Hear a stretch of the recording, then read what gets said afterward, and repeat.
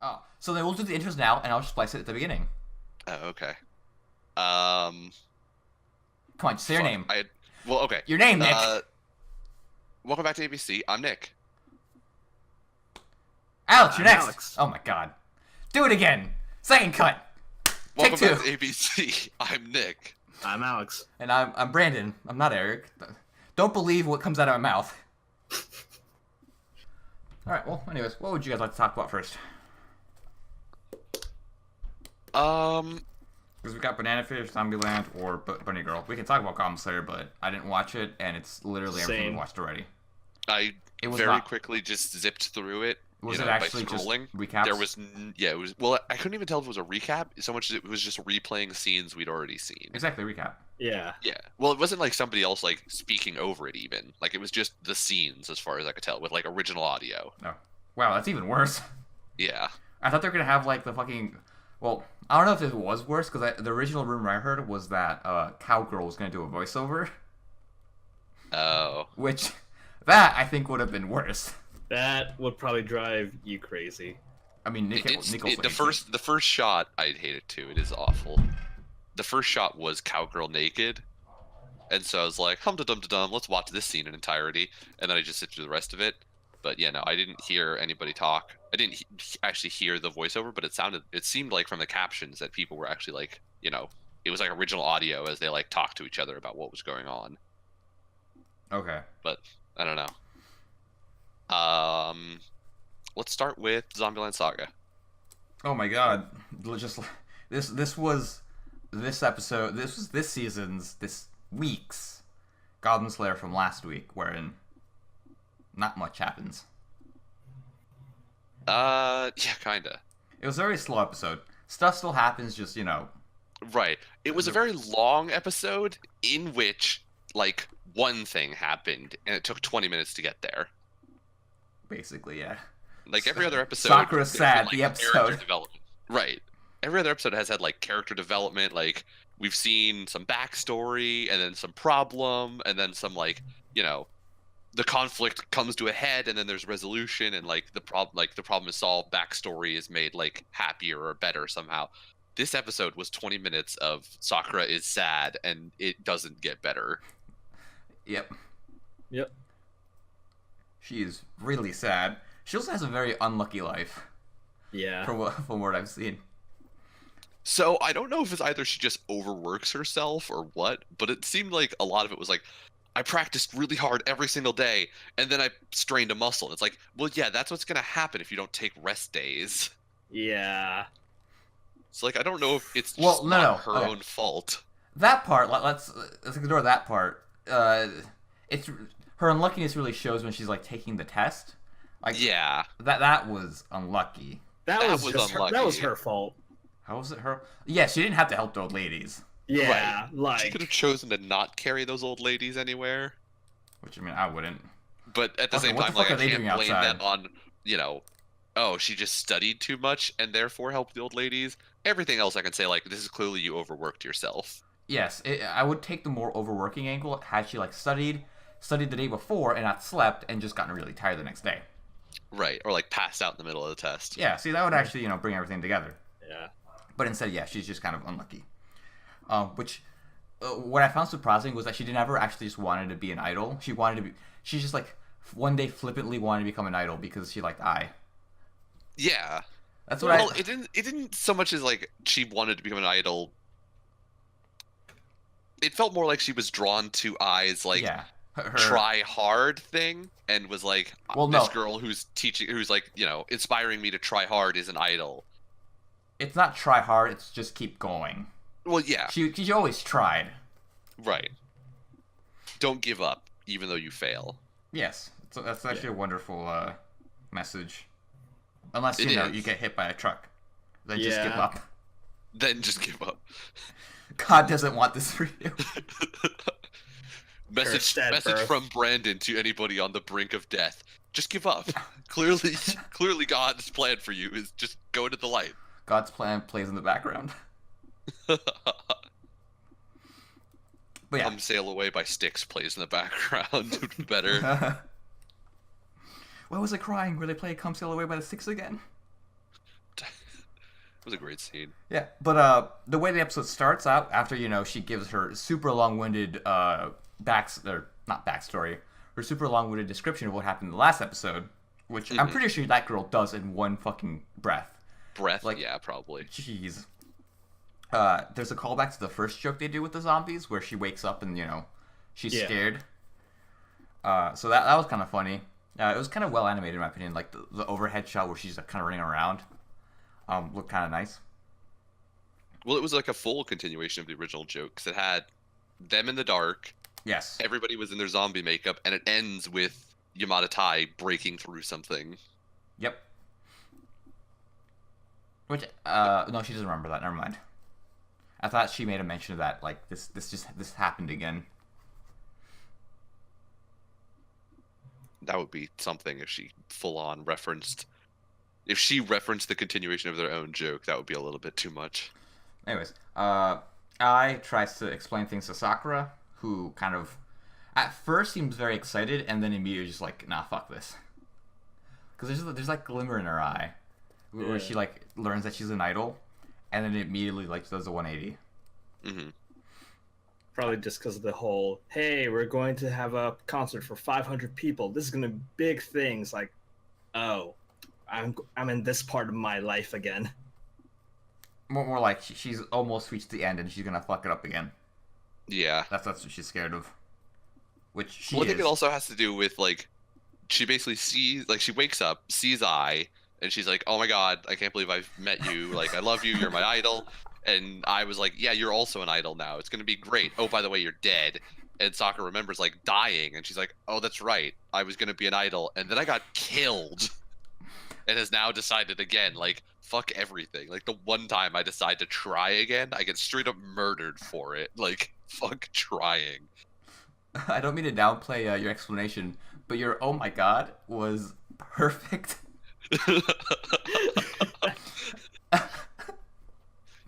I'd believe you were from California if you said that to me. Was it really that There bad? was just an inflection to it that just worked. I Don't try feel to like do I it should be insulted. I'm gonna keep replaying it over and over again. I'll have to listen to it. I will probably not be able to do it consciously, and so I'll just have to listen to myself do it so I can hear what it sounds like. But anyways, the next scene, the gang is worried about Sakura because she's kind of not remembering any of them, and Lee's like, no, she's not gonna remember me. That's sad and bullshit like that. I don't really care. I shows Lily up. is definitely the one taking this the hardest. It Yes. feels like. Everyone else is like, she'll get over it. Right. Then I shows up and she's like, yo, I tried to fix Sakura. It didn't work. Here she is. She's broke as fuck now. Yep. Sorry, fam. Then we have the scene at the bar for a little while. Yes, the which was producer a of the very bar. weird scene. It was a weird scene, but I think I'm pretty sure what happened in that scene is I think they're trying to insinuate that the bartender and the bartender and the producer know each other. Yeah. But I think the bartender insinuates that the producer might also be a zombie, or at least really, really old. Because like the bartender knows about Yugiri. Right. I get the bartender. I thought more the bartender was insinuating that he was a zombie. The bartender was a zombie more than the producer. Well, but it could be both of them. Because the producer's like, yeah, you're fucking old, and the producer and then this bartender says, oh well, something.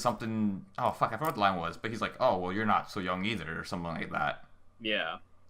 So I think they're both either the zombies or really fucking old. Okay. Also, producers are not allowed to go next to Yugiri, as we've seen. We saw Yugiri in full makeup today, so yeah, I can understand. She was rocking like the full-on get-up. Pretty much. Those sandals are fucking weird. I don't understand. Everything about it was weird, dude. She had like fucking 18 million things stuck in her hair. Yeah. That I don't really care. Like stuff in your hair. I mean, everyone does that. What were you gonna do? I don't know. I think they were like making a joke about how she's gonna have sex with her. I think. Like, or maybe dance for her. I don't know. I think she was just going to entertain. Dance? Yeah. Whatever entertain means for her. I don't know. Like who the fuck knows? I will be your new idol. Oh, is that what she says? No. No. Oh, okay. This is a joke. Ugh. That was a good joke 'cause I thought that was actually from the show. Oh, but yeah, she should. Well, we should preface this with saying that's the last gag of like this group of gags where most of the characters have a little one-on-one with her and like try to fix Sakura. First, it starts out with Saki, who tries to like tough love her into getting better. It doesn't fucking work. Lily goes up to her and just cries. Oh shit, no. I skipped Junko. We skipped Junko, who does nothing. So I can totally understand why you skipped her, because she just stands there. She stands there and then cries. And then cries and leaves. Well, she leaves and then cries. Yes. Lily cries and then leaves. Yeah, cries and leaves. And then Yukiri's like, alright, it's my turn. She gets her get up, goes upstairs, and she's not there anymore. Yeah. Sakura has left. And Sakura, the next scene is Sakura going to wherever she's going, but the game tries to go find her. Later we find out that Sakura went to some random ass playground where she's now doing the sad girl cry on the swing set. The swing set, yeah, yep. All by herself. All by myself. Well, not really by herself, because the police officer shows up for a little bit. Right, we have the return of Saga police officer, the most incompetent police officer of all time. I love that man. But anyways. This man, okay, so this is the third time that he's met the zombies without zombie makeup, correct? Maybe? First time, second time. Time with the rappers. That's the second time. Right. That's the first time it was just Sakura, right? Like the day that she became. Yes. The second time was with the rappers. Yes. Yeah. I think there hasn't been a time up until now, so I think this is the third time. There might be another time with Ai, because she also like runs away. Oh, I think maybe you're right. Because they do spend an awful lot of time outside in those episodes. Yeah, so 3 or 4. This is like the third or fourth time. Dude must be going like out of his mind. How does he like not recognize these girls? I hate these people. There's very clearly a zombie problem in Saga that this dude should be putting together, but he is still surprised every single time. All right, this girl has like bright pink hair.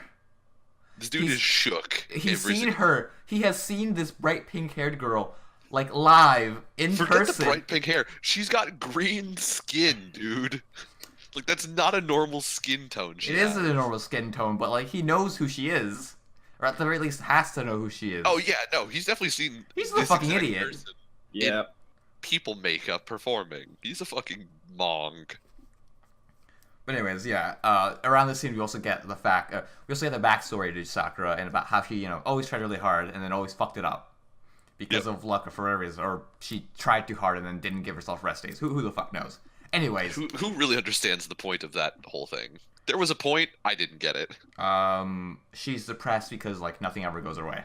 Yeah. Oh no, I understood that. I more meant like there's probably a deeper message hidden in there for like the people watching. The message that I took was like, don't overwork yourself, idiot. I mean, try a little bit less hard. The message I took is, just don't try. Don't try. Just don't. You're gonna fail anyway. Who the fuck cares? If you don't try, you'll never be depressed about failing. But you will be depressed about never trying. False. Because I can mask my pain. Masking your pain doesn't mean you're not depressed. That just means I'm not feeling it, Brandon. That's the definition of depression. No, it isn't. Not feeling depressed? It's not the definition of depression. Like, one of the key factors of depression is, like, you don't feel like you feel anything. You don't feel sad. You don't feel anything. That's depression. Brandon, stop trying to make this like I'm depressed. We're all depressed. You need to tell us something, Nick? I want a dog like Romero. Because he shows up twice in this episode, and it's awesome. He shows up twice? Oh, he does. He shows up at the playground. He shows up howling at the moon. Yep. I fucking love Romero. Alright, well, glossing over the fact that we may or may not be depressed, the producer shows up and tries to fix Sakura from her depression, and Sakura's just not having it again. The producer fakes her out, thinks that he's going to give up, and then he comes back and says, nah, fuck that. I'm going to keep trying, because I'm me. And that's how the episode ends. There was a moment there where I totally bought it. I was like, damn, that's cold-blooded. He's just going to let Sakura leave? Because I totally forgot that I was dealing with the producer, and he's a savage motherfucker. So he got me with that, like, I'm going to walk away thing for a moment. I totally bought it. I thought he was gone. Really? I did. Yeah, I'll be honest. You definitely bought it there. I forgot. I forgot it was the producer, and he's a savage motherfucker. I would like to talk about the producer's dub voice, which I think is on par with his sub voice. It's Oh my working. god, it's so good. Yeah, he's working it. He's doing really good. They have to give, like, there has to be a team of writers doing the translations for those because the writing is so amazing. Definitely. Like, you always need a team of writers when like you're translating something. It's really hard to like translate something and have it make sense, especially with like Yeah. idioms and shit. Oh no, not just like in terms of like they definitely have people obviously doing the translations, but like On Like, top of that, take- you need to get the cadence too. right, but like they had to take what like the main point of what the producer was saying and turn it into like once again something that translates into English and still preserves like the comedy of the scene. So him marching in front of the girls, like doing his clapping, and he's like, "Any of you could join in at any time and applaud your fellow piles of flesh." Like that whole scene was amazing. And like I don't remember the scene perfectly, but I really doubt that like that's what he was saying in Japanese. So like somebody else, like some writer or something, or the The voice actor. talent who Yeah. was doing it is just that good at, improv. It was amazing. I think the original line may have been, "You're all worthless zombies. Give yourself a run or a plot or something." I don't really remember either. But Nice zombieing. I can't wait to the 4th episode where he has to do the French baguette scene. The French baguette scene. Oh my god. That was just a hell of a scene all That around. episode is still by far my favorite. And the best standout scene is Lily's like star bomb, where she just wraps herself up in the rope and then just launches herself. I forgot that was the same episode. That was the same episode because that episode is just 2 episodes, Right. and just half length. Isn't there's also 2 basement scenes in that episode, right? Yes, because it's literally the 2 episodes, just half length in a single 24-minute episode. Because That like episode was amazing. there is the Chicken Tori, which is the first half, and that ends, and then you have the Mud Olympics. Right. Yeah. Yeah. So there's very little room to just like fuck around, because like every scene is a fucking joke. That's why it's by far my favorite episode. I agree. That episode was awesome. Yeah, I might go watch it again. Who knows? Chicken Tori. I mean, just the fact that we've brought up Chicken Tori like every time we've talked about Zombieland Saga Goblin after that Slayer? point. God, fucking, there's too many things that start with a monster name, and I'm mixing them up in my head. Chicken isn't a monster. Well, zombie is a But monster. Goblin. Yeah. Goblin and zombie are Well, both obviously, monsters. Goblin's a fucking monster, Alex. He didn't say. Whatever. Keep going, Nick. Anyways, the fact that we brought up Chicken Tori in every Zombieland Saga episode since the Chicken Tori episode, that whole episode is like ingrained in my head now. Honestly, like, I want to give it a try. Like, what's all the hype about? The Chicken I Tori want thing. to know. I want to know. I think it's just grilled chicken, but I still want to get some That was anyways. fried chicken. I guess it is grilled. It's got to be. Well, it could be fried. You could be right. Oh man, Still, cooked chicken. Yeah. now I want to go to Bonchon. Let's talk about bananular fish. Bananular fish. Alrighty. So this episode's title, this will show how unwell read I am. But I'm pretty sure this episode finally makes a reference. This episode title finally makes a reference to Ernest Hemingway. Or I'm an idiot, and every single title has been a reference to Ernest Hemingway. This is the only one I saw. Because this was For Whom the Bell Tolls, right? Yes, this uh, was For Whom the Bell Tolls. Yeah. Which I recognize from an Ernest Hemingway poem, right? A poem? Yes. Mm-hmm. Entitled For Whom the Bell Tolls. Yeah. Or, But wait, actually, was it For Whom the Bell Tolls? No Not the Man's poem, Island. not the thing. No Man Was is it- an Island. No Man is an Island is what it's called, right? Yeah, I think so. Yes. No Man is an Island upon himself. Don't ask. I don't remember the poem. Damn. I used to remember it. Yeah, you recited to me once. Oh my god, I did. Yeah. No man is an island, entire of itself. Every man is a piece of a continent, a part of the main. If a clod, wait.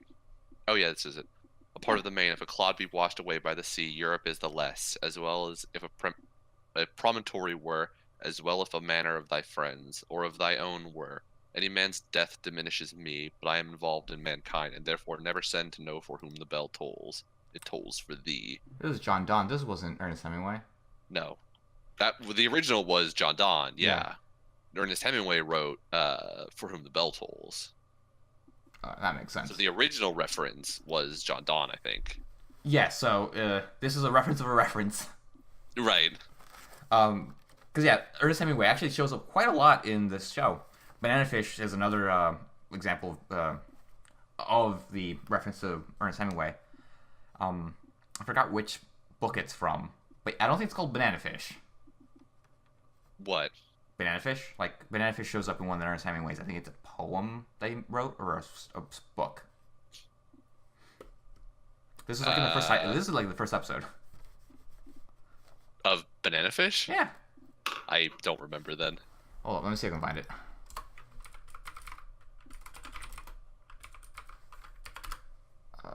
A Perfect Day for Banana Fish. J.D. Salinger. Oh, okay. There are like a couple that I can see are. Wait, wrong. is it a perfect? Is it called A Perfect Day for Banana Fish? Yes, this is by J.D. Salinger though. Oh, okay. That's also what the first episode is called. So I think it's a lot. I think every episode is like a different literary reference. They're not all necessarily Ernest Hemingway. Fun fact: I don't read as much as I should. I was hoping to like look at find more of these references, but yeah. So yeah, Perfect Day for Banana Fish was Ernest Hemingway, or not? Fuck, it was J. Salinger. But at some point they do mention that the banana fish shows up in one of the Ernest Hemingway's books. So the Souls of Kilimanjaro. Okay. Which, by the way, also shows also an episode. Also an episode, and the fact that the leopard in the Kilimanjaro oh yeah. mountain. So speaking of which, Ash, once again, all death of flags. the death flags. Literally all of the death flags today. Oh yeah, he's fucking waving it like just fucking everywhere. So not only last time did we get the whole like sayonara death flag and like the like we're getting closer than ever thing. This episode we had the literal prayer to the gods of take me instead. Dude is straight up dead in front of a mirror, or in front of a window. In front of a window. Yeah. Not just any window, a window at sunset. At sunset, it's cracked, and I'm pretty sure it's in place of a stained window. Yeah. Dude is straight up dead. My guess is he doesn't die. Blanca dies for him. No, Ash is going. Ash has got to go. If AG survives, if AG is still alive 15 minutes into next episode, Ash is going to die in the last 5 minutes of what I'm assuming it's going to be 20 minutes of like present day and 20 minutes of like an epilogue. Is next episode the last episode? I think so. I mean, it seems like we're coming close to the end, so I'm assuming next episode is the last episode. Yes. But I don't know if it's 25th or 24th the last episode. Yeah. So if next episode is the 40-minute last episode, if AG is still alive 15 minutes in, Ash is going to die. If AG dies, or like if AG shows up at whatever the final at this like I mean that kid can't even get out of fucking hospital bed. Yeah, true. He cannot get out of bed. If by some miracle he does show up though, then it's more of a crapshoot as to who's going to die. But I'm pretty sure AG's not going to be able to contribute, and Ash is absolutely going to die, in my opinion. I think these flags. I'm jumping the fucking shark. I don't believe you. You don't believe? Well, I don't. It's not that I don't believe. Though, it's that source material 1980. Yes, it's not that I don't believe you. I'm pretty sure he's going to die too, but I just want to say he's not. I just want to call it on the 1/100th chance that I'm right. I just want to be right. Like, the fact that I'd be right in like such a crapshoot makes me feel good. Like, it's gonna be something like weird too. Like, it's gonna be some sort of like Blanca's probably gonna like save Ash, quote unquote, and then Ash is gonna do one of those like, I will hold you and we're gonna jump off the building together, kind of like, suicide by proxy.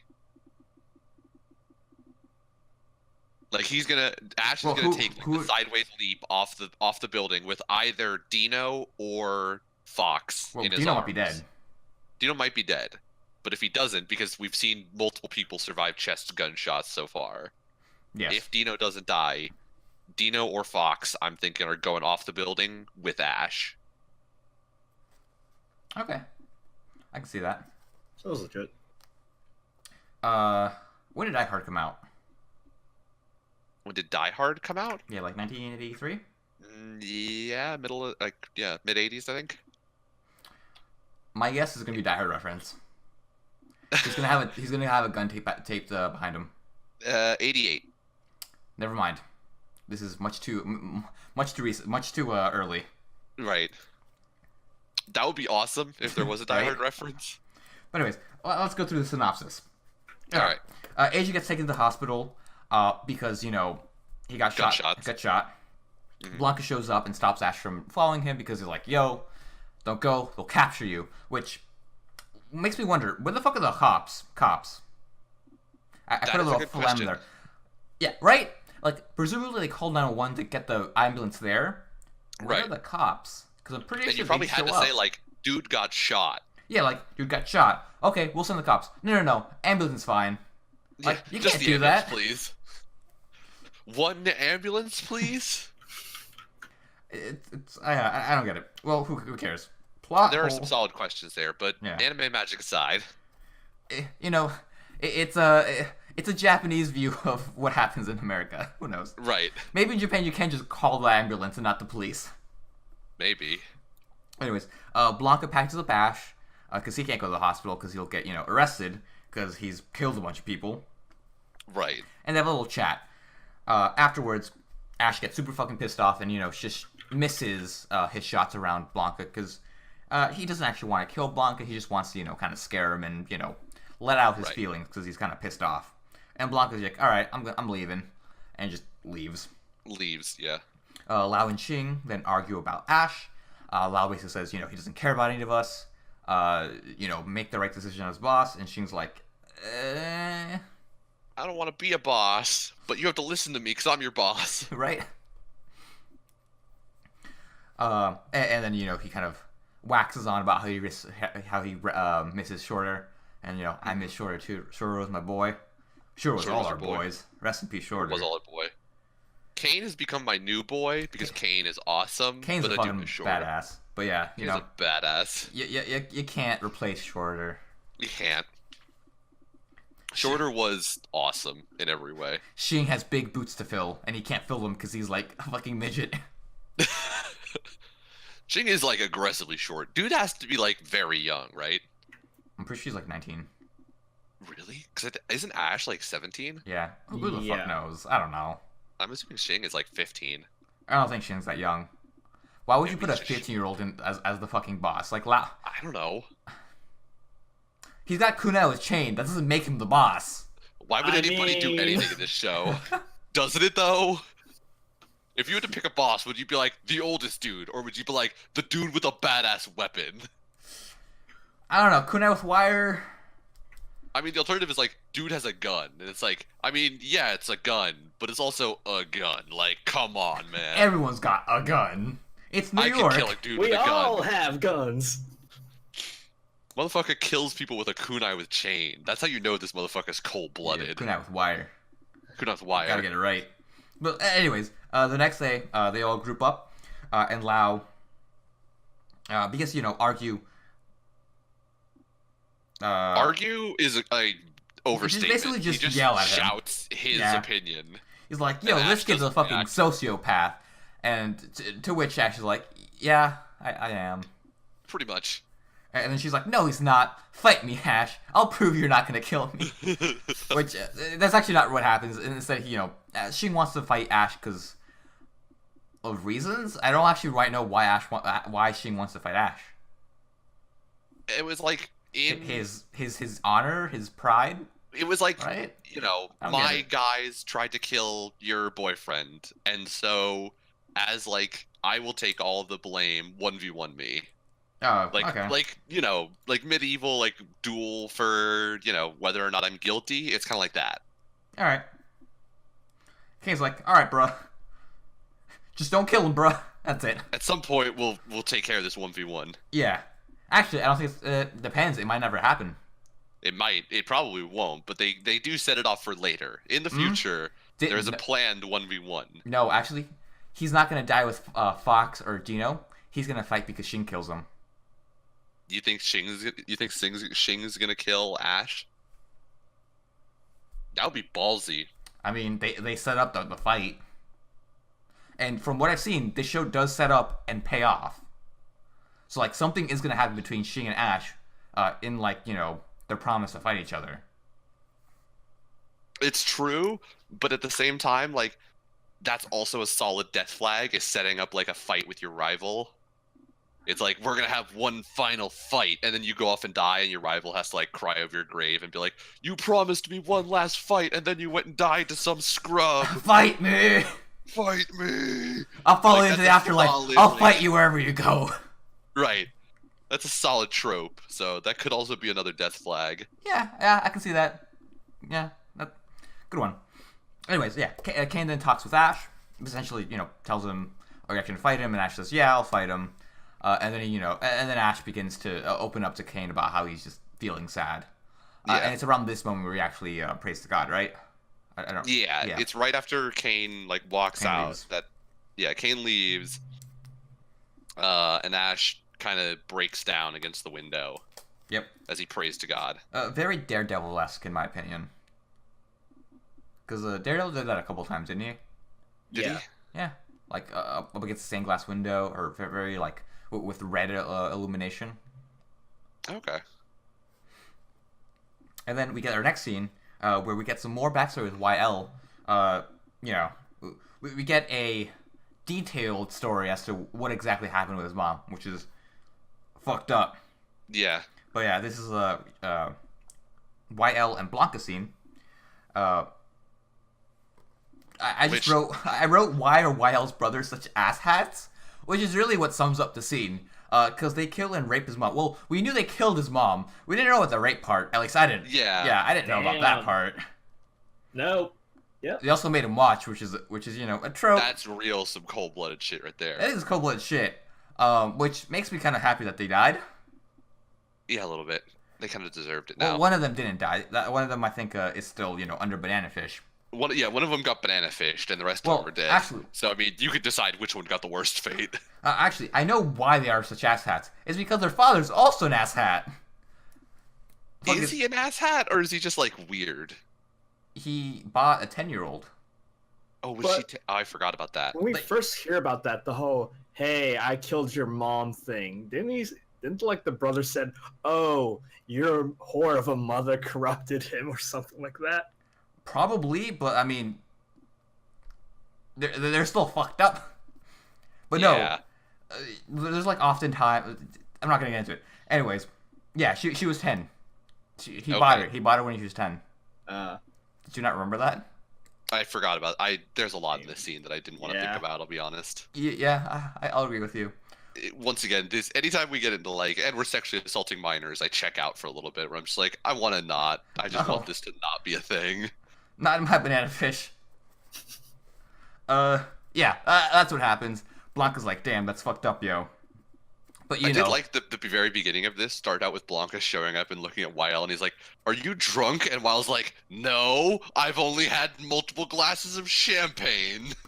That obviously has no alcohol in it." I'm not 16 years old and have, no alcohol tolerance. It's probably his first fucking glass. He just shows up like, "I haven't had any alcohol. I've just had a whole bottle of champagne by myself in the dark." It's like, yeah, you're totally not drunk, dude. I'm not drunk as you think I am. I'll prove it. I'll throw this glass against the wall. You threw it on the ground. Shut up. I bought you. What is a floor except the wall under your feet? All right, Jaden Smith. Dude, speaking of, we need to watch into nothing. There is the fucking Neo Yokio special that we need to watch. Yes, we need to watch that. That's a Christmas special. Oh, the Christmas special. Christmas special is watching Neo Yokio Christmas. When do you guys want to watch it? When? We can watch a gift exchange. Yeah, gift exchange. Along with Jeffrey's, right. Whatever happens to Jeffrey. Anyways, by the way, Jeffrey's back, boys and girls, or anyone that's listening. Whoever you are, and non-gender whatever specific other individual. race there is. I never said a gender. race. You've never said Yeah, I race. said that's why I changed it to gender. Excuse you very much. I don't racially identify as a male. Do I look like I'm a male man? I don't know. think you're doing a mailman You have a bag full of mail for me? I forget what that was a joke in, but I forget what show that was. But that was one of my favorite jokes in whatever show it was. Oh, so you don't think that I'm a male man, huh? No, that's not what I'm saying. I'm waiting for the actual mailman. Is this I see fucking what this Blue is Mountain about. State? No, I don't think that was Blue Mountain State. I don't remember what that was though. But fuck, it was such a good joke. Yeah. Back to Banana Fish. A standout little shot I liked was, where he's holding up the glass next to his face. I liked it. It looked kind of cool. It did. It was I interesting. think it had something to do with like the whole they were having a conversation about like understanding the mask understanding the His real true side. Ash. Yeah. Yeah, his true side. Well, both his true side, talking about Weil, and Ash's true side. Right. About So I how- think it was like a visual motif to represent that, but it was really cool I don't as think like it's an a effect motif, as more of well. an allegory. A motif would be like a thing that shows up multiple times. Good point. So in this case, Banana Fish would be a motif. Or a MacGuffin. More of a, not really a MacGuffin, because it's Not more really a of thing. MacGuffin. If It's there was more a of flask with Banana Fish in it, then it'd be a MacGuffin. Right. Yeah. Fast little film lesson. MacGuffins are usually actual objects that the characters interact with. A major MacGuffin that most people might know are the Infinity Stones. Example there. Brought to you by Professor Eric Brandon. My name is Brandon. I'm not having any crisis. Professor Eric. Way to just slap up your own first name despite the fact that you rarely use it. I actually use it all the time. It's probably my most used name now. Oh, really? Yes, because that's my You've gone professional back name. to Eric? I never went back to Eric. I am more or less going back to Brandon when I'm talking with you guys. Interesting. I didn't know that. Yeah. So if you ever meet my coworkers and you call me Brandon, they're gonna have They will all be strange reaction. confused Yeah, as they'll to be who to confused refer as Really? shit. Okay. Yeah. Interesting. I don't think anyone in there knows my name is Brandon. Huh. So I'm hoping to one day just pretend like I don't know what my name is. Until they say Brandon, I'm like, yes. I don't think you need to pretend for that. No, because I react to Eric. I just called myself Eric. I don't know if I could ever not change my name, but I don't know if I could ever go by my middle name. Alex, don't you have a middle name? No, I thought you did. Oh, I probably told you the story of how I made up one just because everyone was bugging me about not having one. How would you say, fuck you? No.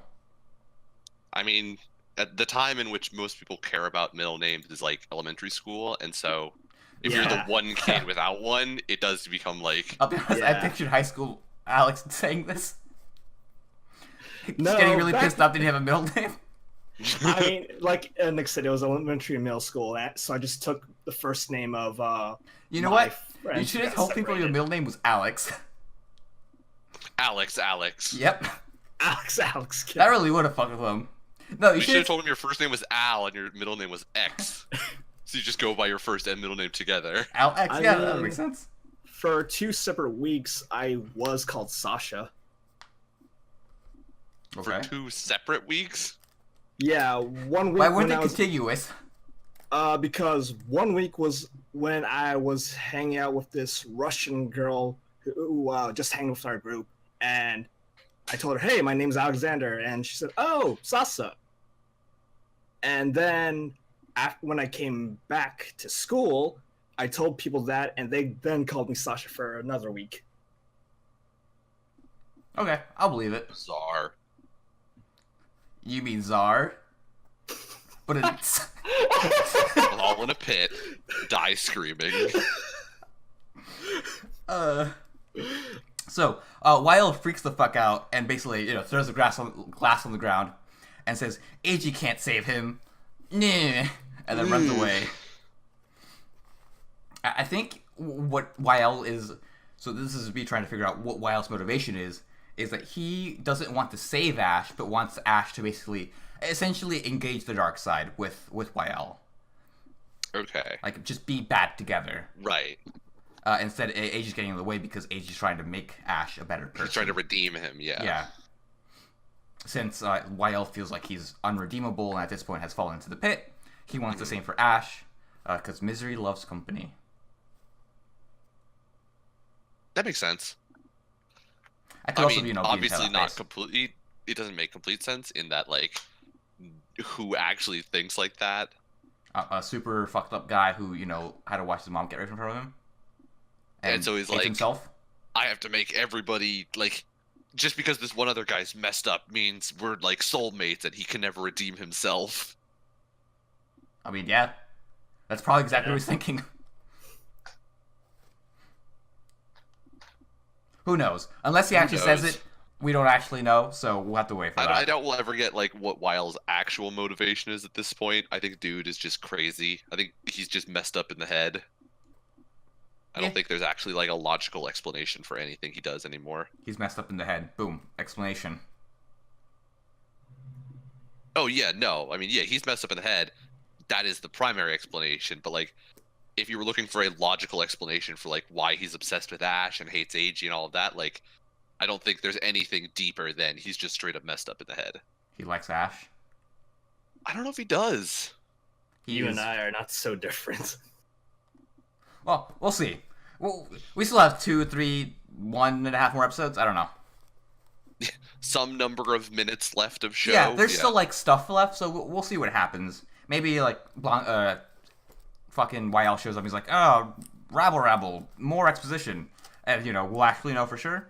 But We'll figure it out later.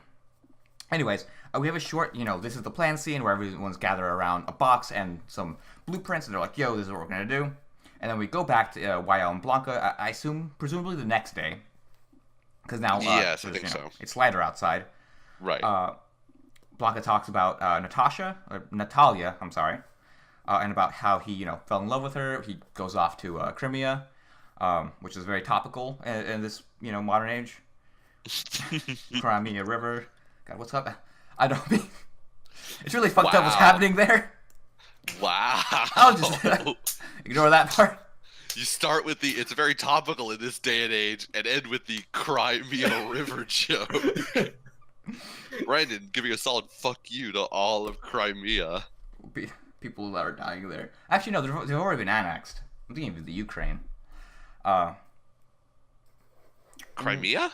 Yeah, they annexed part of Crimea already, didn't they?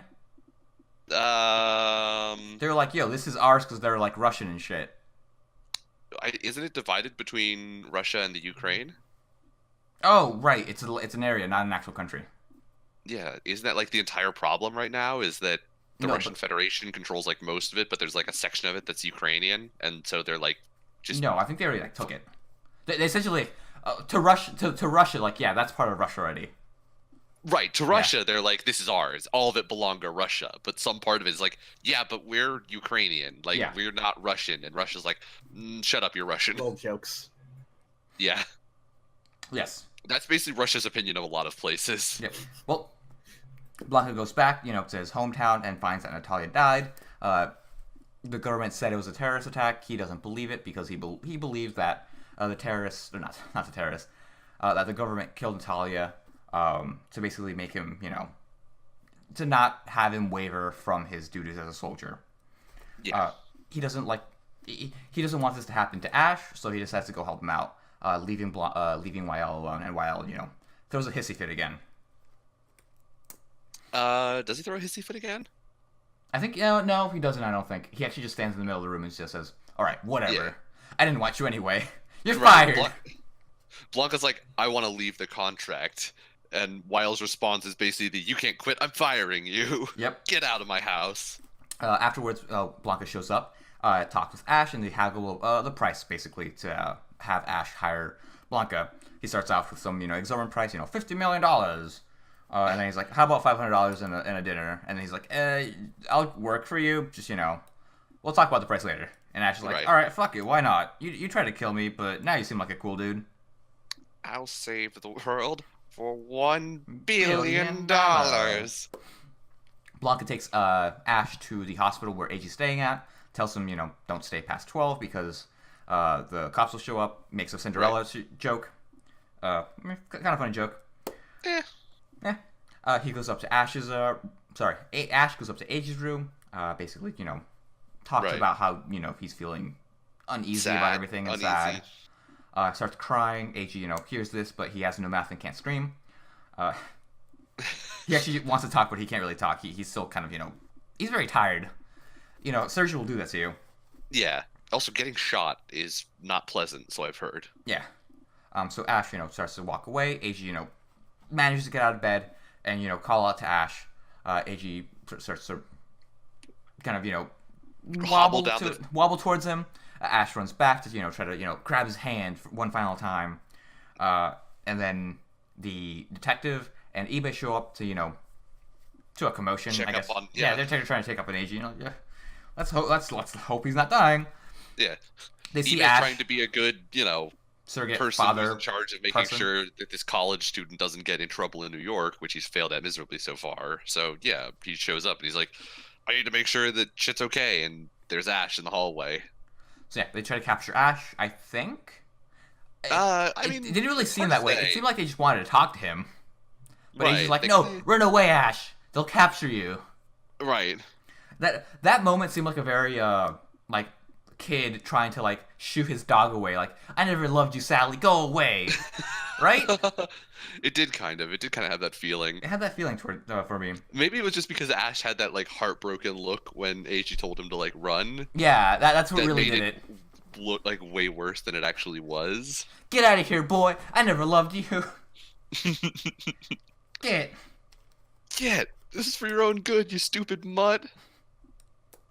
Did that really happen that many times that it's become a trope? Because I feel like it only really happened in one movie.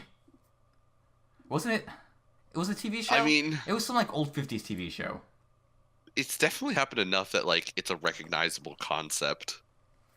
But has it happened enough, or have all of them just been references to that one instance?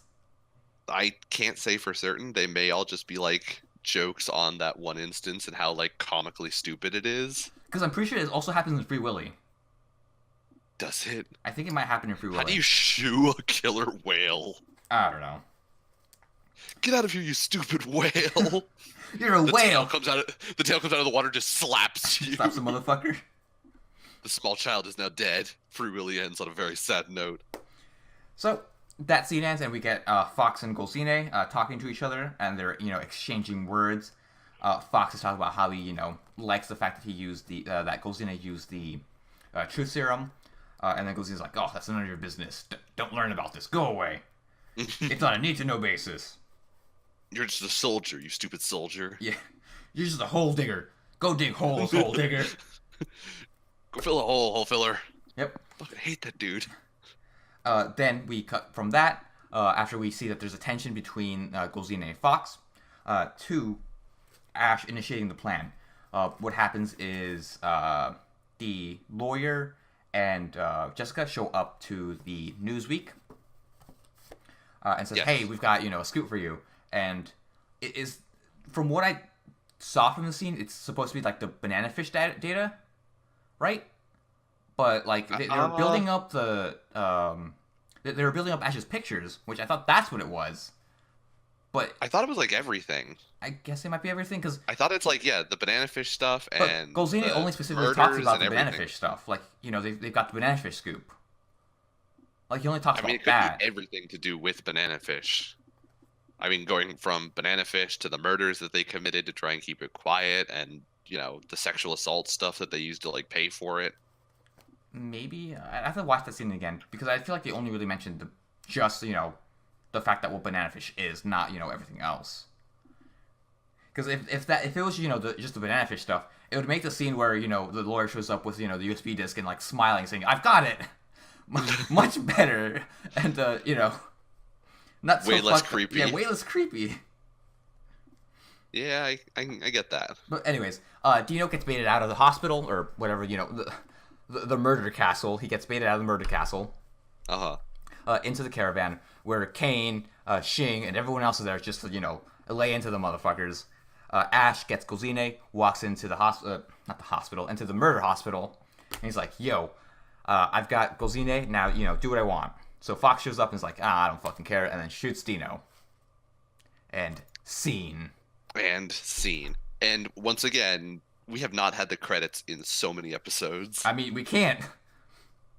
It's wall-to-wall action now. Like, something is always happening. Which I appreciate. Like, they have a lot to cover, and they're covering it. I don't know how good of an adaptation it is. I don't know, what they, skipped over. But this feels complete, at least. Up until you get to the actual ending. Up until now, it's felt complete. Yeah, that's true. Yeah, don't want to repeat myself, but yeah, I'm still liking it. How are you liking it, Alex? It's good. Do you have any predictions for the final episode? No idea. Nothing? You got... I mean, to be fair, that is definitely, anything could literally happen at this point. Yeah, with pretty much. With what the show has shown us so far, we could all be wrong. Something crazy could happen. Age just shows up with a gat and just rambos it up. Age is the one with the finally. Die Hard reference. That would be the best ending. But we're not going to get that ending because Ag is sad and hurt in a hospital. I mean, we could also get the misdirect of it looks like Ash dies, and then the flash forward is 20 minutes of AG moping around in Japan, right up until the last moment where Ash comes around the corner of his apartment and he's like, "Why are you so sad? My boyfriend." And it's oh, it was all just a misdirect. Ash is alive the whole time. I could see the show pulling off something stupid like that. You mean we call that pulling off a megalobox? The dude, where's my car? Except for it's dude, where's my boyfriend? Or dude, where's my rival? Where's that dude that put me in a wheelchair? Exactly. Well, technically, he put himself in the wheelchair. True. Yeah, Megalobox is actually getting the dub airing on Adult Swim soon. Oh. Yeah. Oh, damn. Mm-hmm.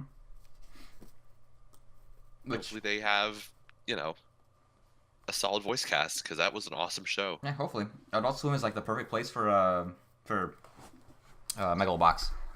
It just felt like an Adult Swim type show. I recently changed my the wallpaper on my computer to the cover art for the Megalobox soundtrack because that shit is awesome. Is it? I can see it. Post a picture. Yeah, sure. I'll Bruh. post a picture.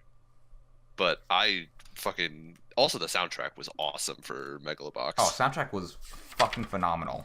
It was fucking fire. And talking about things with fire soundtracks, Bunny Girl Senpai.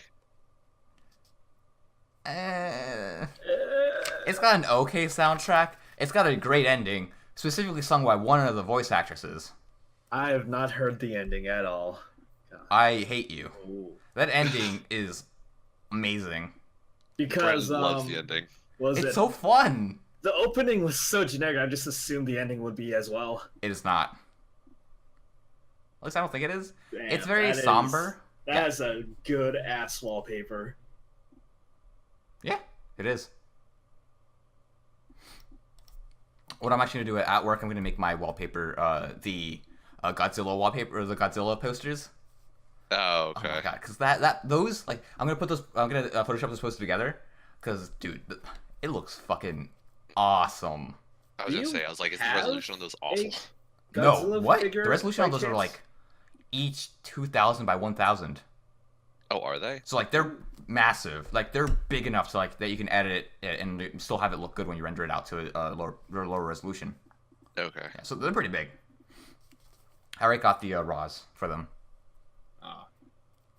Yeah. But yeah, Bunny Girl Senpai, still as great as ever. This has been my favorite episode so far. I loved it. Really? Yes. What favorite about episode. Where do I go with this? I was really hoping it wasn't asked this question.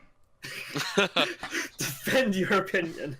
It's not a. I mean, you made a bold statement there with best episode so far. I said my favorite episode. I didn't say best episode. Well, okay, regardless, you made a bold statement with my favorite episode, so something about it had to stick out to you as better than the others. I don't know. Maybe a bigger brother helping out his little sister might be relatable. I don't know, Nick. Brandon, please. Let's not lie to each other. I mean, just because you have a little Literally. sibling means nothing. Yeah. Let's not pretend like you have a soul all of a sudden and somehow this touched your non-existent heartstrings. Like, you can bullshit your coworkers that you have a soul. Don't try and throw this bullshit at me. Don't try and step to me with this shit. Watching Fuck all a of big you. brother help his little sister, I was so emotionally touched. I Fuck mean, you. to be What? fair, the only like display of affection I've ever seen from Brandon to his sister is like, "Oh, I'll make you your PC" or something like that. Why am I being personally Yeah. attacked right now? You I'm bunch of saying you have asshats. somewhat of a soul. This is cyberbullying. This is not cyberbullying. This is just regular bullying. There's a difference, Brandon. I love this episode. Fuck you guys.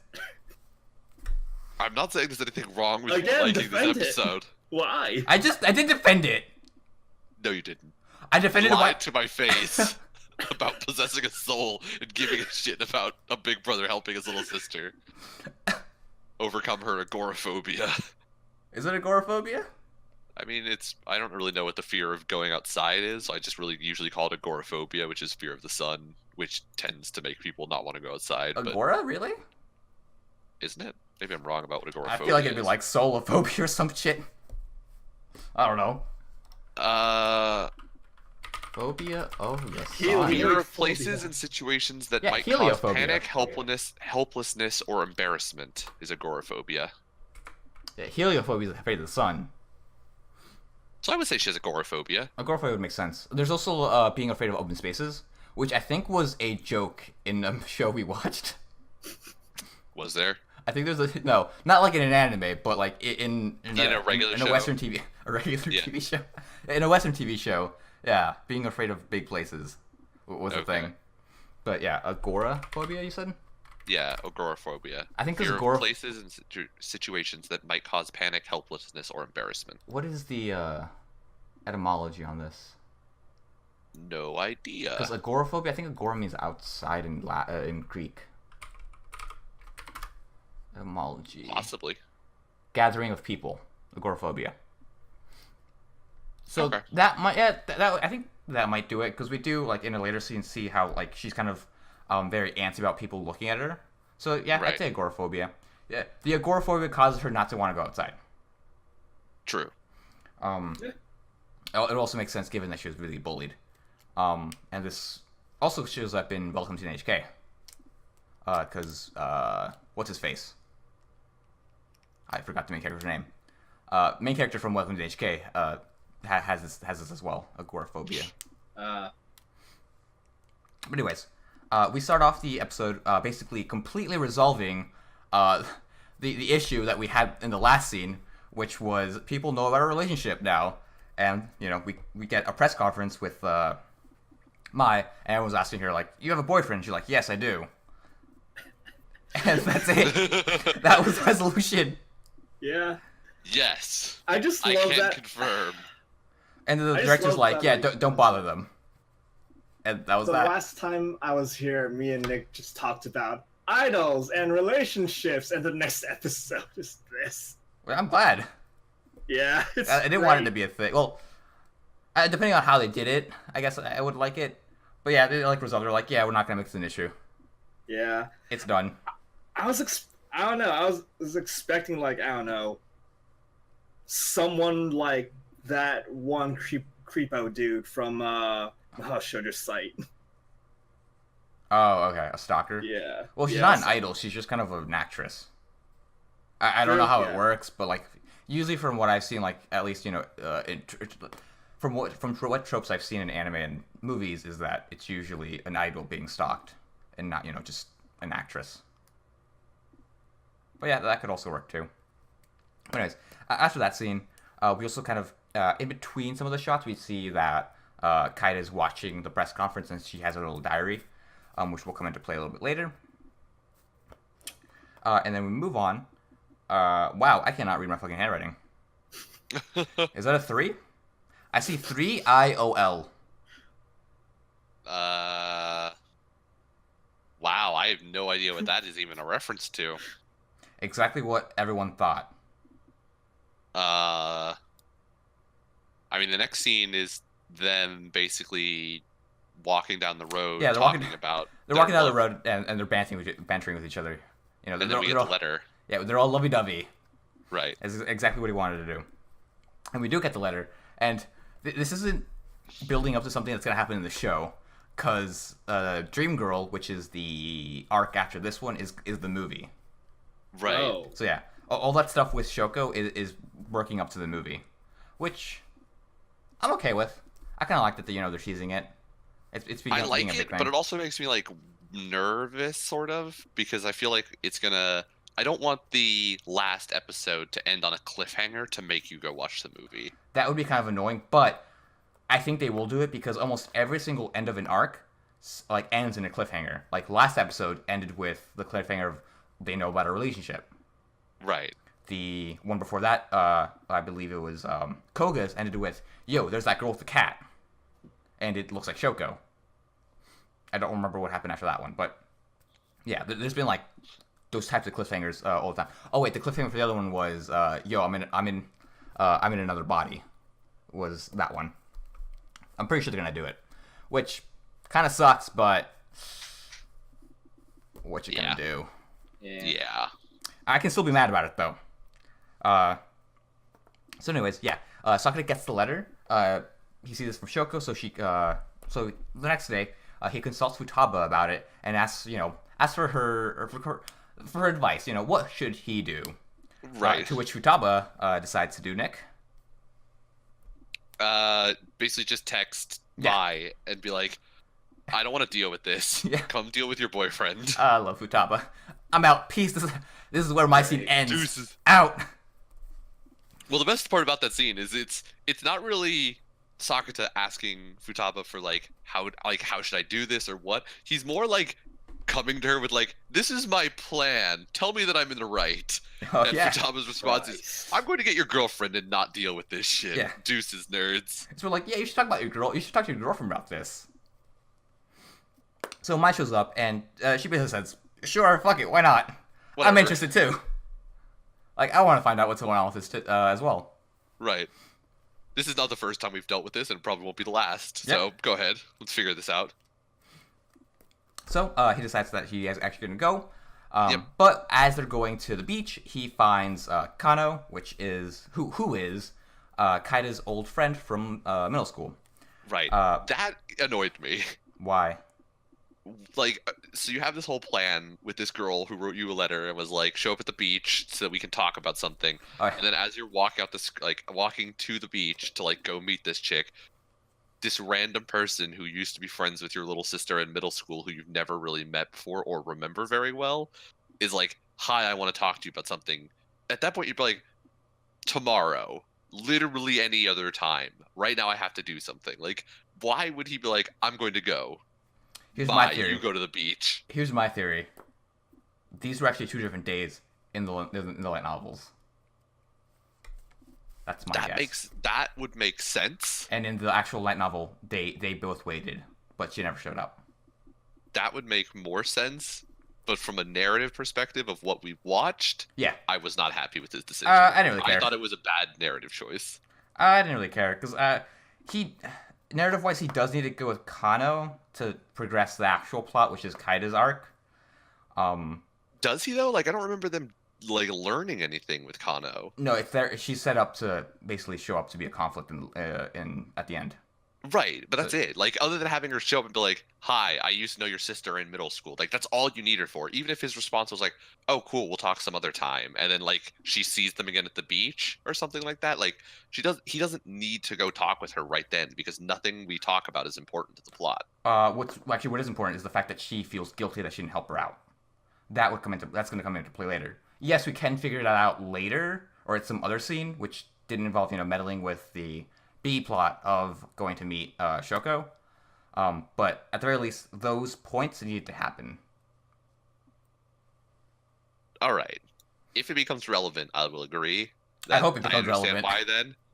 But up until now, like through this episode, it was an entirely pointless conversation. Okay. So we'll see. But anyways, yeah, he talks with Kano. Then they go back to the beach, which I'm pretty sure they made it in time anyways, from the sounds of it. They're like, yo, let's just wait a little bit. Actually, no. I actually don't remember. I thought like No, I feel they- like the time was like earlier. They were a little bit late because he shows up, and he mentions that had they been there, or had she actually like waited for them, she would have stayed. And it's empty, so she probably just either left or never showed up. Right. So he leaves the note. I have a girlfriend. Bye. Yeah. I have a girlfriend now. From me. See ya. Which, I mean, he's making it known. He's putting himself out there. He's saying, "Yo, I have a girlfriend. I don't know what you want, but just know that this is a thing." Right. He's not trying to make it another thing. But anyways, he goes back to the apartment, and Kaida shows her the goals, and that is basically, essentially, to sum up, she wants to go outside and end up going to school. Right. She mentions that she wants to do all things with her big brother, which actually makes a lot more sense at the end of the episode as like why she is actually so obsessed with her older brother. But yeah, she mentions yada yada, and Sakura jokes about how they should go look at the pandas, and she gets super excited because I guess she really likes pandas. It makes sense. She has a panda onesie. And a whole bunch of panda figures in a room. She does. We see them when she passes out. I did not notice them. Yeah, she had like a giant stuffed animal panda behind her or next to her, and What the fuck? bed. How did I She miss had like that? 2 little figures above her bed. I think I was looking like at the floor. Oh, okay. I remember You know, the floor for some reason. Now I don't understand why I was looking at the floor. Yeah, she had like 2 or 3 panda things. I mean, it wasn't like decked out in panda stuff, and like everything wasn't in panda colors and stuff. But yeah, she had like 2 or 3 figures. Well, like still, that was actually where all the stuff was happening because she was in the bed, right? Like you could see her in the bed with the pandas. Yeah, it was like right next to her. I don't remember Like her. her, like right next to her pillow, there's like a panda, and like right above her pillow, like right above her bed, like on like a little shelf, there's like 2 more pandas. Oh my god, I do not remember seeing the pandas or her in the bed. Oh, yeah, I remember no. he entered the room and like does like the tuck thing and just kind of looks at her, makes sure she's okay, and then sees the scar or the blotch. bruise. Yeah, the bruise. But I don't actually remember everything other than that. But anyways, she gets the bruise because earlier, one of her goals is to basically answer the phone to anyone who isn't Sakata. Mai decides to help her out because she's just cool like that. Right. And she also actually cares about Kaida, so she calls the phone. Kaida finally answers and is able to actually start conversing with her. And then she passes out from exertion. Yes. I'm guessing that's part of what the puberty syndrome is for her. I don't know. I think so. I think it's one of those things like it looked like she was just so wound up about it or like anxious about the phone call that she passed out. But I'm thinking it was probably due to the puberty syndrome. Like the call affects her physically more than we think. Yes. Well, I mean, way more than we think because she got bruised because of the call. Right. So exposure to phones kind of fucks with her. The next scene is. Oh yes. Sakata is actually dreaming of Shoko, and he kind of cries a little bit.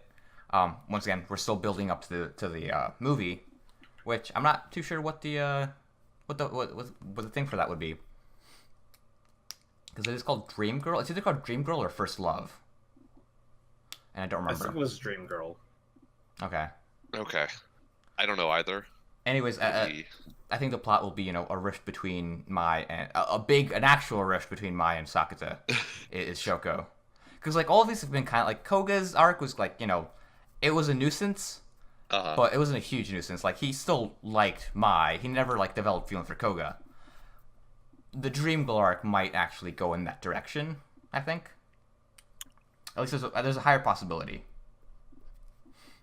Maybe. Yeah, but speaking We'll of see. Koga, she actually makes a little cameo where she kind of has a little one-on-one with Sakata, and they left a beer can and just kind of move it around. Yep. Nothing much was said. They just kind of They make a little Talk. joke about her accent and her Yeah. weird saying for lifting things. I put things up and put things down. She's really there to appease everyone who liked Koga and the fact that she doesn't show up anymore. Yeah, that was definitely a like Koga fan service scene, or not Yeah. fan service, but yeah, Hey, sure. Koga still exists. yeah. Buy A her Koga figures. cameo scene. Buy her figures. call it. Look, she's in this restaurant uniform. Buy the figure of it. It was in the anime. Dude, She It's a thing. works at definitely not Denny's. that's something I finally noticed. It's called Benny's. I'm pretty sure they've showed that image before, right? They showed what the name of Yeah. the restaurant was. Okay. Oh yeah, no, they definitely show because I know that she's worked at, or that he works at definitely not Denny's for a couple episodes now. This is the first time I've noticed it, because like it was just there.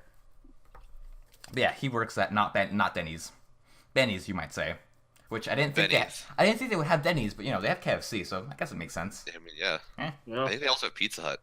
They do have Pizza Hut. I Yeah. know this because of Code Geass. Oh, is that in Code Geass? There is a Pizza Hut reference, or Pizza Hut basically. There's a Pizza Hut ad every single time one character shows up because she's obsessed with pizza. The anime might as well have just said sponsored by Pizza Hut. Yeah, basically, like she's Wow. every single time she shows up in the first season, she's eating pizza, and she's eating pizza super fine. Mm-hmm. Super fine. Like, If there's any way to eat pizza, it's the way she did it. You make it sound like she ate it overtly sexually. Everything about her was overtly sexual. Interesting. yeah. I love C2.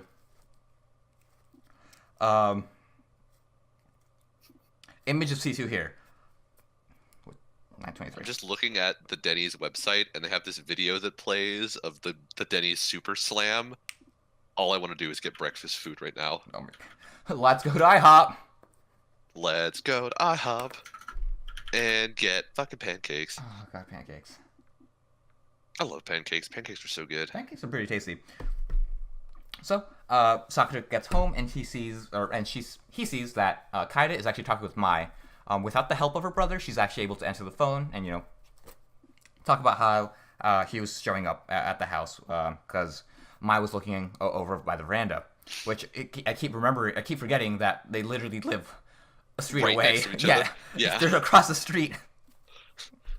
They are in adjacent buildings basically. Although somehow Mai's building is like 10 times better than Sakata's. I mean, Sakura's building isn't bad. It's just. I mean, yeah, she but has it's like she has a average penthouse. apartment versus okay, maybe she just has like a penthouse, so it's super nice. But for some reason, I had the opinion that she was just in like a normal apartment in a really like fancy apartment building, Okay. versus he was just in a normal apartment in an average apartment building. I mean, that even happens in America, where like there's a fancier like apartment complex, and then a not as fancy apartment complex pretty close to each other. So it True, happens. but generally I think of it more as like neighborhoods kind of thing. Yeah. Like generally your luxury apartments are all like in the same neighborhood as each other. Fun fact: they're building luxury apartments in Annandale. I think I've mentioned this before. Why? Why? Because, I mean, what else are they gonna build there? Another Kmart? Yes. That Kmart was ass. Okay. It was. Ass. I tried to go there to like cop some magic cards. Because like everything was going on sale. I went Right. in there, they were all fucking gone. I mean, yeah, no shit, Sherlock. Fucking someone got there before I did. They probably sold out like the first day they went on sale. I was gonna like grab all of them and be like, "Oh, these are all mine." Fucking degenerate. Yeah, but finally, Kaida decides that she wants to go outside. She Right. She develops her plan to go outside. Yeah, she shows Sakura the plan, which is basically one step at a time.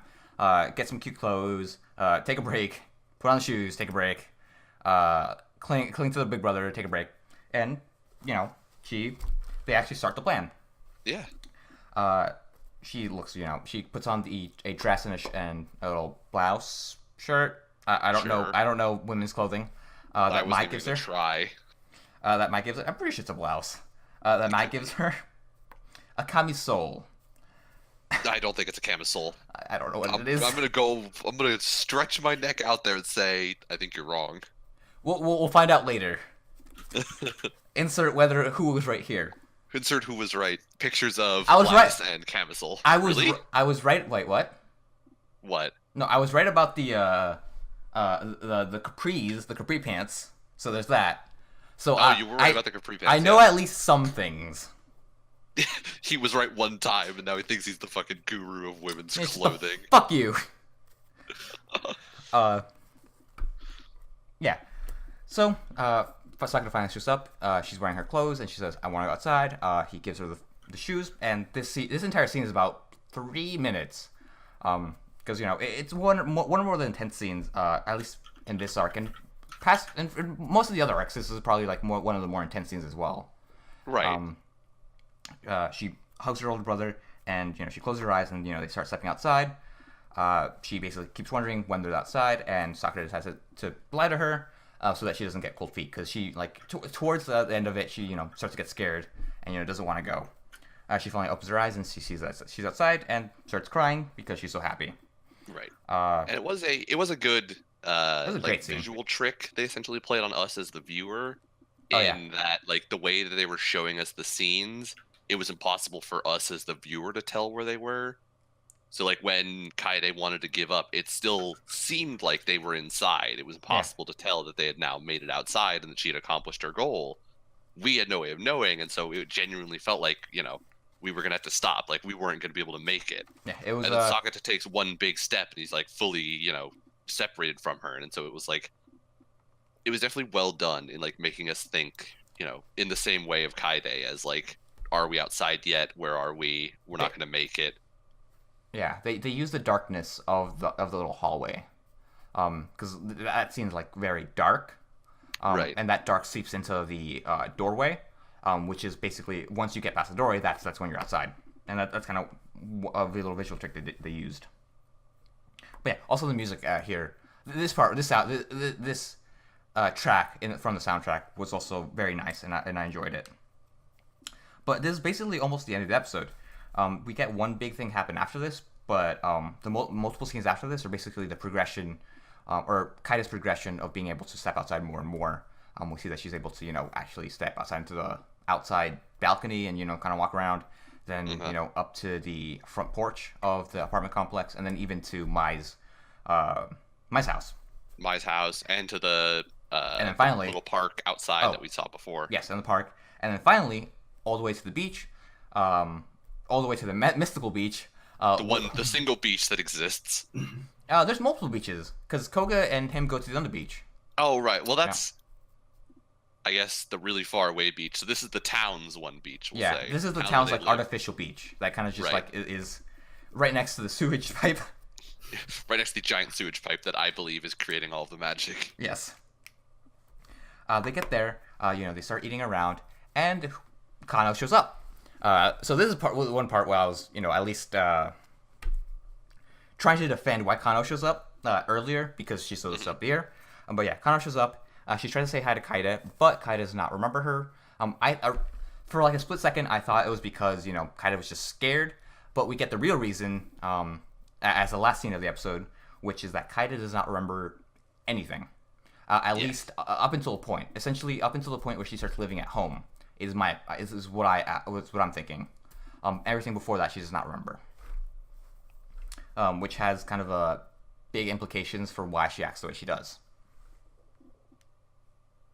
And that's the end of the episode. And then we get Kaida's voice actress's version of the ending, which is nice. It's cute. Yeah. And it also has Sakura showing up in it. Well, he shows up in a bunch of them. He didn't show up in the last one because it's mainly that arc was really Mai and the sister and the blonde girl's arc. Yeah. It was really them. He was kind of a sideline character. He was the catalyst for the story. He didn't do much. Yeah. Sakura basically just existed in the story. He didn't really do much of anything. He was her vessel. Right. The only thing he really did was he showed one person a box, and that was his sole contribution to the last arc. He also stops her from killing herself. Yep. Kind of. I mean, she wasn't really going to kill herself. She was, Again, she was hamming it up. He exists in the arc. Yeah. And then at the very end, just shows one person a box. That's all he really does. Other than that, he just sort of shows up places. He was just really the medium. He was the medium of communication between the two girls who just didn't want to talk to each other. Right, yeah. But before that, he actually, helps out Futaba and the friend Kunimi are in the ending. Before that, he's in Mai. Before that, Koga, he's in both Koga and Mai's endings where he's just standing there. But in this one, he's actually not standing waiting for Kaide. Once Kaide shows up, they actually both walk together, which is a difference. Which is a small difference between the other guy, between the other endings. Okay. So that's a little, I guess, a small difference, which I guess might have more meaning behind it. I'm not too sure. But she shows up in her middle school outfit, which I hope implies that she does get better. Maybe. We'll see. Yeah. She's been getting better, so there's that at least. Right. She's definitely been getting better. So, and it's also, from where she was, hard to get much worse. Yeah. So I definitely think it's fair to say, that we all hope that Kaide can, get some resolution to the getting bullied in middle school. Go back to school. Mm-hmm. The arc after Dream Girl is called Departing Sister. So take that as you will. Well, we're not gonna get it because that's the last arc that just came out. Oh, okay. So either it's gonna be a movie, or we have to wait 5 to 10 to undefined number of years for the second season of the show. So who knows? At some point, we'll reach the critical mass of anime, and we'll have to go back and start producing like sequels to stuff that are years old. Yeah, maybe. We'll finally get Spice and Wolf season 3. Someone on Reddit did mention that Kaide does have the dead mom hair. She has what? She has the dead mom hair. Oh. Alex knows. Remember Trisha from Full Metal Alchemist, Nick? Uh-huh. Do you remember her hair? Kinda. Is it that same style? A little bit, yeah. Like, Kaide does have, like, extra little, like, hair thingies on her sides, but she does have, like, that clumped up hair over her shoulder. Yeah. Which Trisha had, which basically every mom in a hospital has that hair. Oh, dang. That was in anime. Yeah. Oh, dang. Death flags! I forgot that Kaide had that. I remember that she had like the 2 smaller ones that came down. I forgot that she had she also had like the over the shoulder one. Right, because she's wearing her hoodie a bunch of the time. Yeah, she wears the hoodie all the time. So we've only seen her without the hoodie like a handful of times in her house, and like now that she's not wearing it is like where we've mostly seen it. Yeah. Dang, she does have like the dead mom hair. Hopefully she doesn't die. I love how that's a trope. There's a bunch of dumb tropes. I mean, I think it's more just like a common haircut in Japan more than it's a trope. Yeah, I think it looks nice. Assume. But we'll see. And that was this week's episode of Banana Fish, Zombieland Saga, and Bunny Girl Senpai. Right. And Zombieland Saga, or Zombieland Saga. Yeah, might as well just call it Zombieland. Find them. Goblin Slayer did not exist for the week. Oh my god, you trying to say Goblin Slayer? I tried to say Goblin Slayer and turned it into Zombieland Saga. Zombieland Saga. It's like Gumbyland Saga. It's oh my god. Anime about Gumby.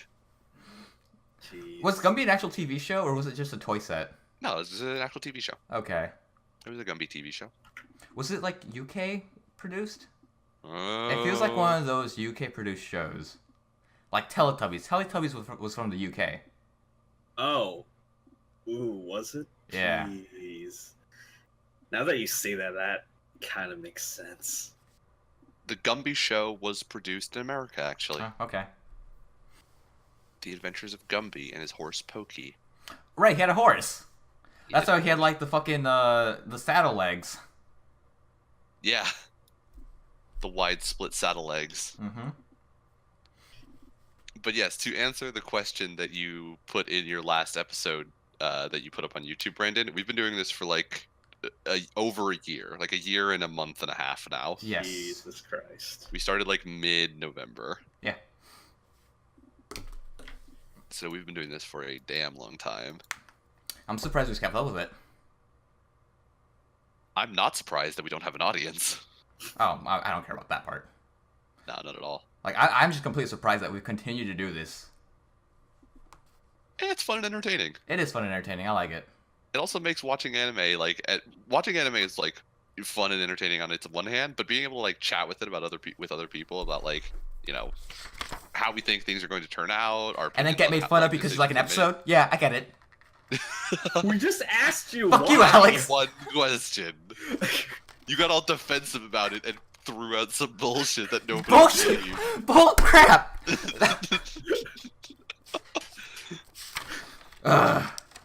I could've care just about said, my "Oh." sister. I just care about my sister. I can relate to this. That's all you had to say. But you got so defensive. What? That's what I said! Meanwhile,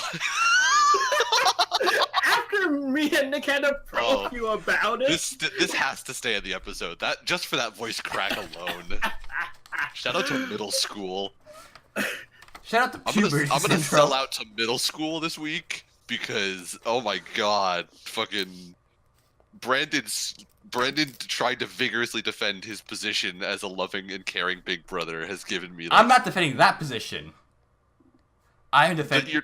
So What are you trying to defend exactly? That you have a soul? No. Not that part. Good. I will never defend that, because I'm not a liar. I don't lie. Except when I do. I don't lie like a lying liar, except for right now, while I lie aggressively.